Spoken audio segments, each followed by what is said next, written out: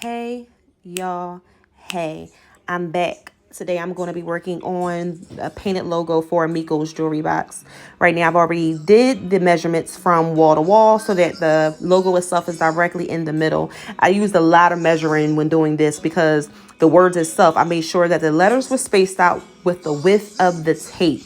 I've already did 2 lines at the top and 2 lines at the bottom. As you can see, there's a tiny gap, and that space is going to be a black line. I didn't want to try to freehand the line because I needed to be precise as possible.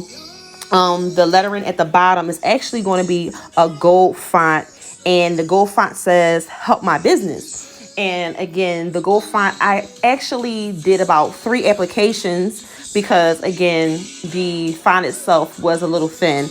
I wonder if I should actually start using a tan and then covering it up with the gold. I use Modern Masters for the gold font itself. So right now, I'm basically applying the black line. I did 2 coats of the black to make sure it was thick and consistent. And then I'm applying my first coat of the gold.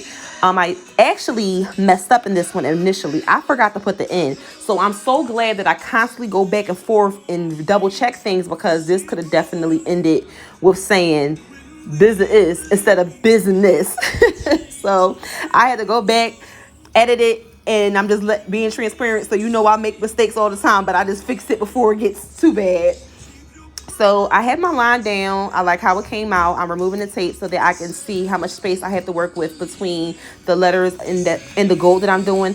And then also to see how much space I have to actually put the word Miko, which is a lot larger than the gold lettering itself.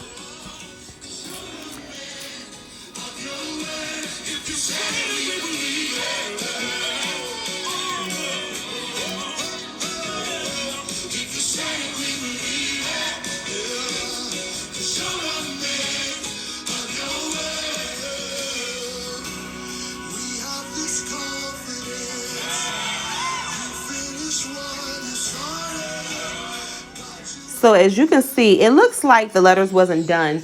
I basically just did the thick part first, and then I went back over it and did the skinnier lines, which had made the P more defined, the H more defined, the B more defined, but I just worried about doing the thickness of the font. And I just basically freestyled the Miko. As you can see, I did sketch it out on pencil first, and I just went over it with the paint. I love how it came out, and the customer was fully satisfied as well. I hope you enjoyed the quick recap. Make sure you like and share and subscribe.